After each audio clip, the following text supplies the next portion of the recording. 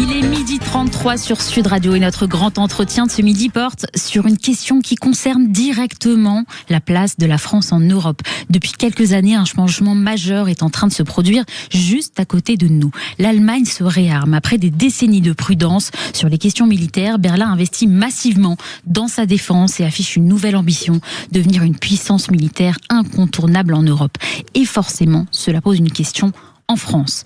Est-ce que notre pays reste la première puissance militaire européenne ? Est-ce que l'Allemagne est en train de prendre l'avantage ? Et surtout, est-ce que ce réarmement allemand est une chance pour l'Europe ou une menace pour le rôle de la France ? Car derrière les milliards investis dans les armées, c'est aussi l'avenir du couple franco-allemand qui est en jeu. Et pour en parler, nous recevons Marc Chassillan, ingénieur, expert en système de défense. Bonjour Monsieur Chassillan.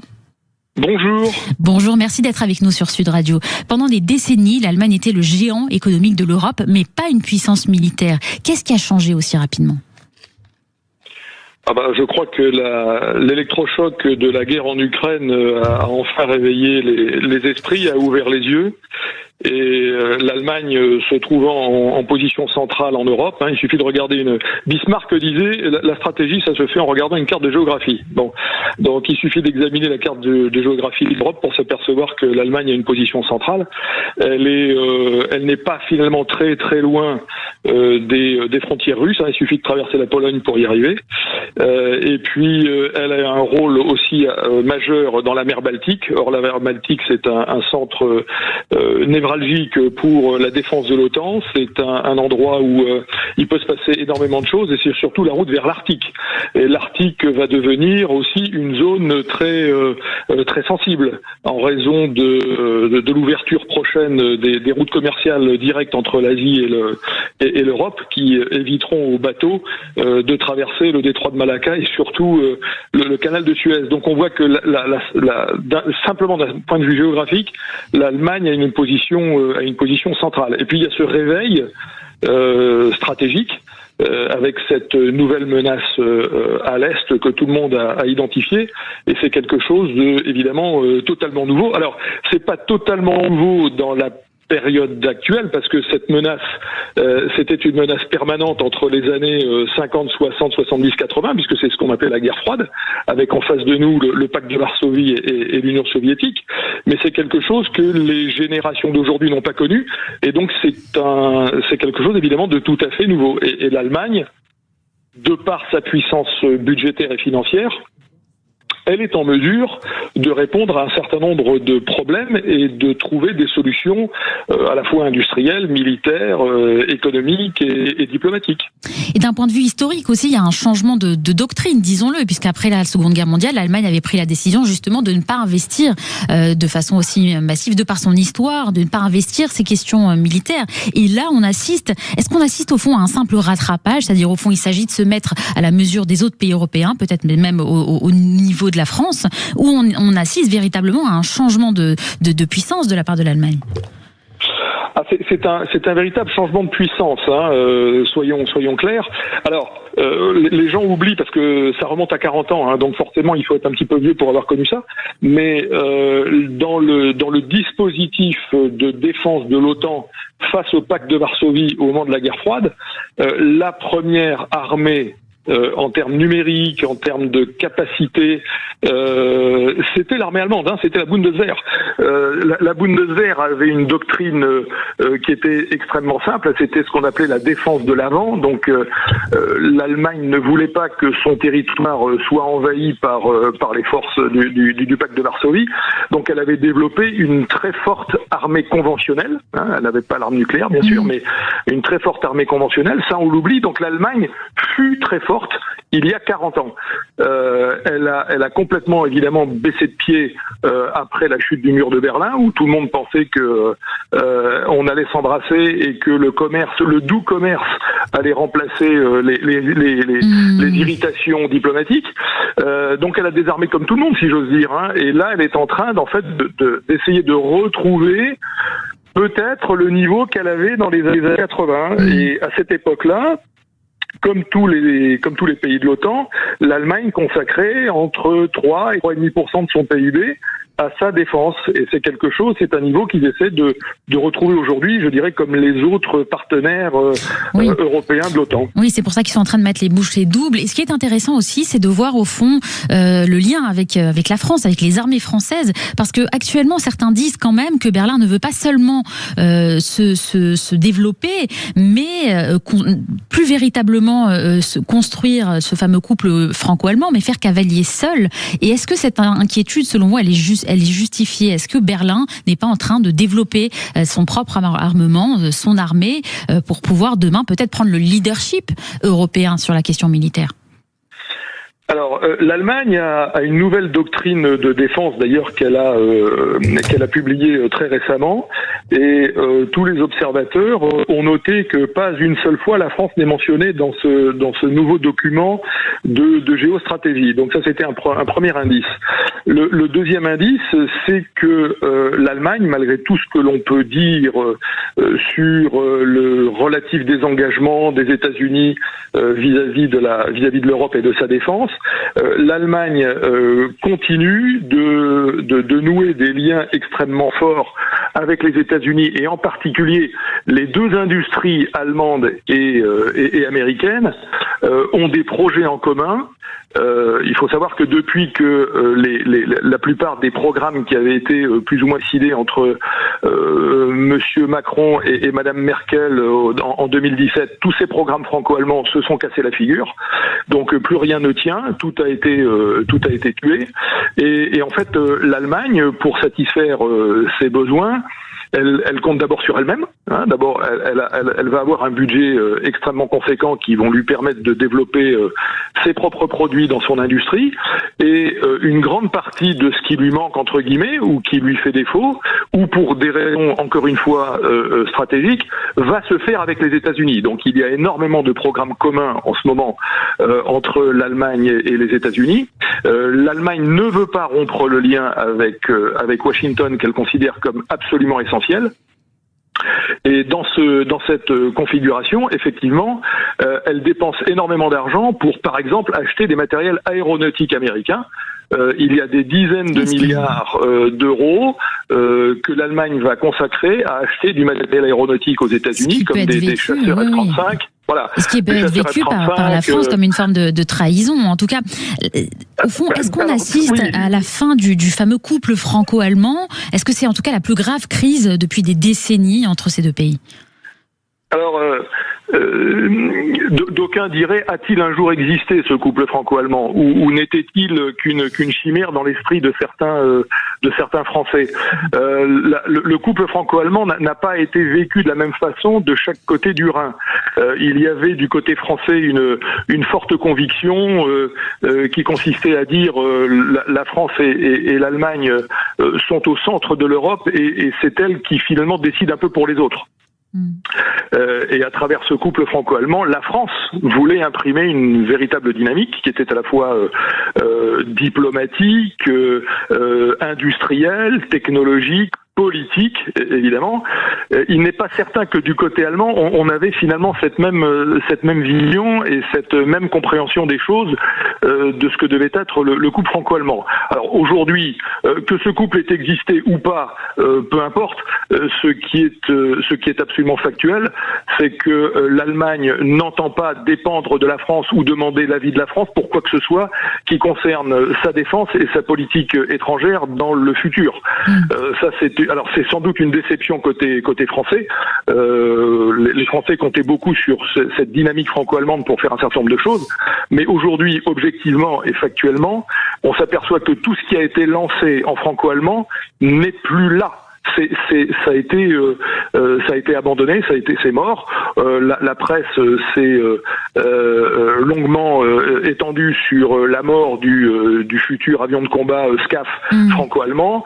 Le char franco-allemand est mort aussi. Les Allemands avaient tué quelques temps avant le projet d'avion de patrouille maritime, etc., etc. Donc tous ces projets sont tombés à l'eau. Et aujourd'hui, en fait, on s'aperçoit que les projets les plus intenses, les plus tangibles, ceux qui ont une véritable visibilité et qui sont engagés et pour lesquels il y a de l'argent, eh bien les Allemands les font soit avec les Américains en immense majorité, soit avec d'autres pays européens, en particulier le Nord. Oui, ce qui forcément n'est pas exactement parfaitement bien vu par la France, on peut le comprendre. Écoutez, Marc Chassillan, vous êtes ingénieur, expert en système de défense, on se retrouve dans un instant tout de suite et on se posera la question de savoir au fond qu'est-ce que la France risque de perdre si l'Allemagne devient réellement la première puissance militaire européenne. C'est tout de suite sur Sud Radio.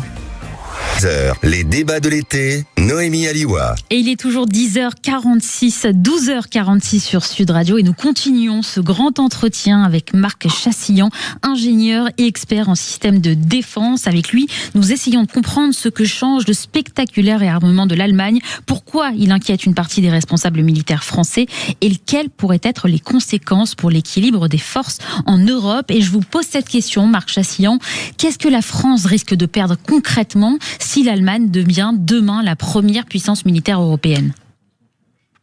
Alors, si on regarde un petit peu les chiffres, on s'aperçoit que d'ici 2030, l'Allemagne va avoir pratiquement un budget militaire double du nôtre. Donc cet argent, l'Allemagne va le consacrer au renforcement de ses capacités, de son armée de terre, de sa marine et puis de son armée de l'air.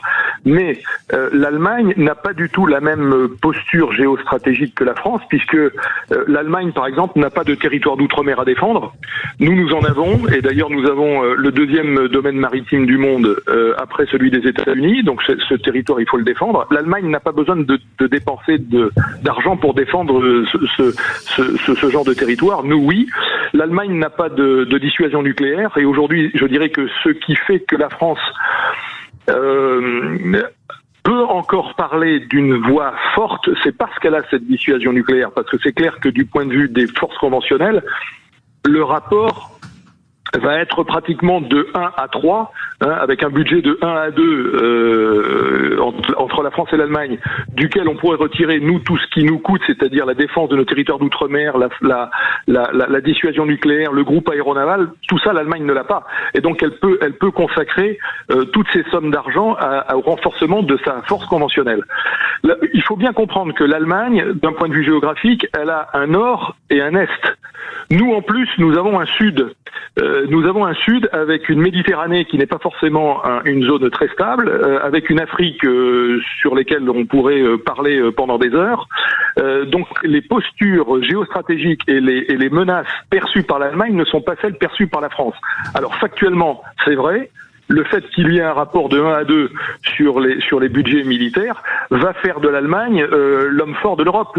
C'est incontestable, de par leur position géographique en plein milieu de l'Europe et de par la puissance militaire qu'ils vont être capables de dégager avec le budget qu'ils sont en train de mettre en place. Mais est-ce que vous pensez que dans ce contexte-là, si ça advient véritablement, c'est-à-dire que l'Allemagne prend bien le leadership sur la question de l'armée en Europe, les Français ont raison de s'inquiéter actuellement? Est-ce que vous pensez que les Français, au fond, doivent se méfier de cette nouvelle situation qui pourrait advenir demain? Alors moi je pense que on a affaire à des gens intelligents de part et d'autre du Rhin et que on saura trouver je dirais la bonne combinaison qui permet en fait d'avoir une capacité militaire optimale en combinant les atouts de l'Allemagne et les atouts de la France. Tout à l'heure je disais que par exemple l'Allemagne n'a pas de groupe aéronaval, l'Allemagne n'a pas de porte-avions. Bon, ce qui fait l'armée allemande elle est incapable de se projeter au-delà de la Baltique, soyons clairs, c'est-à-dire dans des eaux côtières. Bon, l'Allemagne encore une fois n'a pas de dissuasion nucléaire. Donc, ce qui est intéressant, c'est ce qu'on appelle l'épaulement. Donc, l'épaulement, c'est quoi? C'est rendre de plus en plus crédible notre dissuasion nucléaire, tout simplement en s'appuyant sur des forces conventionnelles qui elles-mêmes déjà ont un effet dissuasif sur l'ennemi potentiel.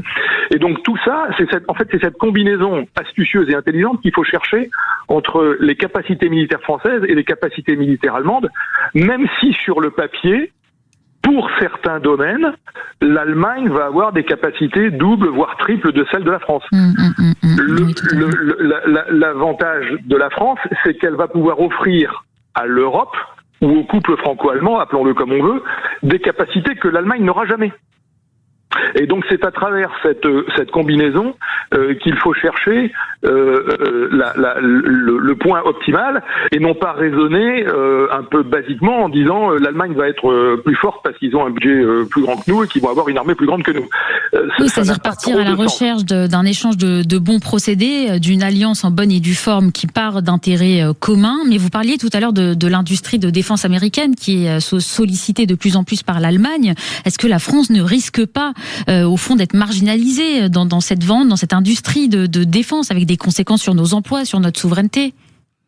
Alors moi, ce que je constate, c'est que aujourd'hui, la France exporte énormément, et c'est un fait nouveau pour nous. La France exporte de nouveau énormément en Europe. Ça signifie que nous ne sommes pas en décrochage. La France a vendu de magnifiques sous-marins aux Pays-Bas il n'y a pas très longtemps. Elle a vendu des frégates en Suède. Elle vend des systèmes antiaériens au Danemark. Elle est sur le point de vendre des systèmes terrestres à Chypre, en Irlande. Elle en a vendu en Belgique. Donc il n'y a pas véritablement de décrochage. Encore une fois, il faut chercher la complémentarité, c'est-à-dire que nous avons des domaines industriels et technologiques dans lesquels nous sommes très forts. Ces domaines sont reconnus par nos voisins et alliés européens. Vous pouvez nous les rappeler? Peut-être c'est l'occasion de rappeler quelles sont les grandes forces françaises en termes de défense qui sont jalousées d'ailleurs par nos alliés européens. Nous sommes excellents dans le domaine aéronautique, on vend des Rafales. Aujourd'hui, factuellement, la France est le seul pays européen qui est capable de fabriquer de A à Z un avion de chasse de nouvelle génération. Il n'y a pas d'autre pays que la France qui est capable de faire ça. Donc on a le Rafale qui a été vendu en Europe, il était vendu en Serbie, en Croatie, en Grèce. Bon, il peut y avoir d'autres prospects sur le domaine. Nous avons une très forte industrie navale avec des produits magnifiques comme les sous-marins Barracuda, comme les frégates FDI qui sont vendus en Europe. On a d'excellents missiles. Nous avons d'excellents missiles qui sont capables de faire tout un tas de choses, des missiles de croisière, des missiles antiaériens. On a un système complètement équivalent au Patriot qui s'appelle le Mamba, que le Danemark vient d'ailleurs d'acheter face au Patriot. Donc ce qui prouve que nous avons des produits et des technologies qui sont au top. Donc on n'a pas de raison de ronger notre frein en disant les autres nous sont supérieurs. Absolument pas. Et il y a tout un tas d'autres contrats qui se font dans le domaine, par exemple, alors c'est des choses qui sont pas forcément très connues, mais dans lesquelles l'industrie française excelle. C'est tous les systèmes des systèmes radars, les systèmes de vision nocturne. L'Allemagne d'ailleurs a acheté des systèmes de vision nocturne pour toute son infanterie, des systèmes de vision nocturne français.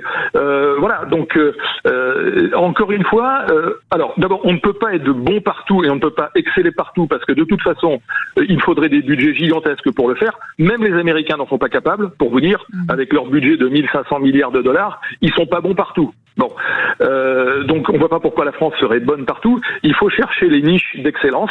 Il faut chercher les endroits où d'abord où il y a une attente du marché. Là, on est en train de monter en puissance dans le domaine des drones. Voilà, on a des drones français qui sont en service sur le front ukrainien. Ces drones ont été par exemple achetés par l'armée britannique. Voilà, donc il y a tout un tas de domaines dans lesquels nous excellons et dans lesquels nos alliés européens attendent de nous des réponses et des solutions aux problèmes concrets capacitaires qui se posent à eux. Voilà. Oui, et l'autre atout dont vous avez parlé brièvement, qui est un atout majeur puisque nous sommes les seuls en Europe à l'avoir de façon totalement indépendante, c'est l'arme atomique. C'est d'ailleurs c'est un héritage du général de Gaulle qui a voulu justement que la France ait une souveraineté totale sur cette question du nucléaire. Et aujourd'hui, vous avez notamment l'Allemagne qui nous demande d'être sous parapluie nucléaire français.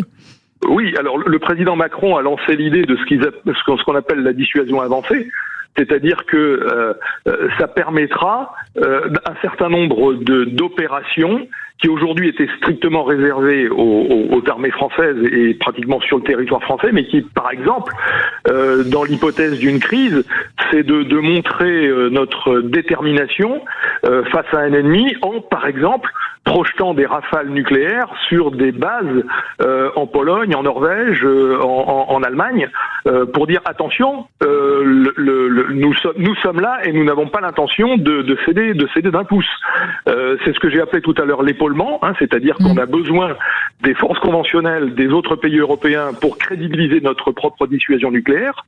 Voilà, c'est tous ces éléments qui font qu'aujourd'hui, justement, grâce à cet armement nucléaire, qui est extrêmement crédible, je rappelle, puisque la France fait très régulièrement des démonstrations de cette capacité nucléaire à travers des tirs de missiles balistiques, à travers des exercices que mène l'armée de l'air pour montrer la pleine efficacité de cette organisation nucléaire. Et ça évidemment, ça crédibilise complètement. Nos amis européens le savent parce qu'ils l'observent.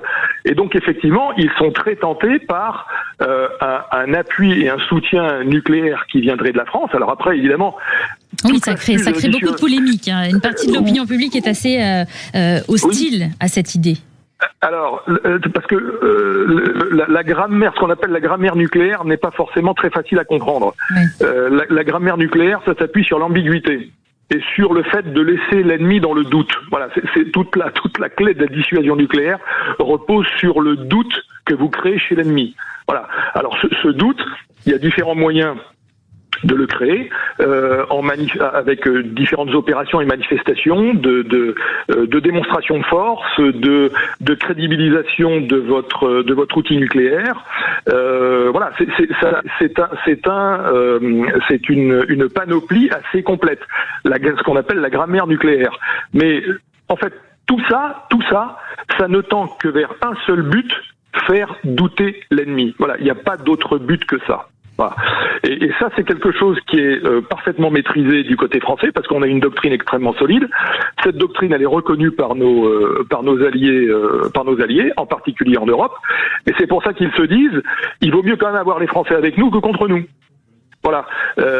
C'est quand même plus rassurant de les avoir avec nous, dit autrement. Voilà.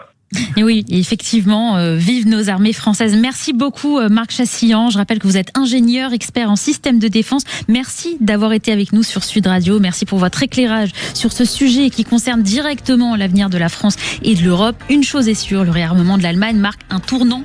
Reste à savoir s'il ouvrira une nouvelle étape dans la coopération avec la France ou une nouvelle forme de concurrence. Merci d'avoir été notre invité. Je vous souhaite une excellente fin de journée. Il est bientôt 13h sur Sud Radio. Dans un instant, vous retrouverez Jacques Pessis avec son invité David et Jonathan. Passez un excellent après-midi et rendez-vous demain dès 10h sur Sud Radio.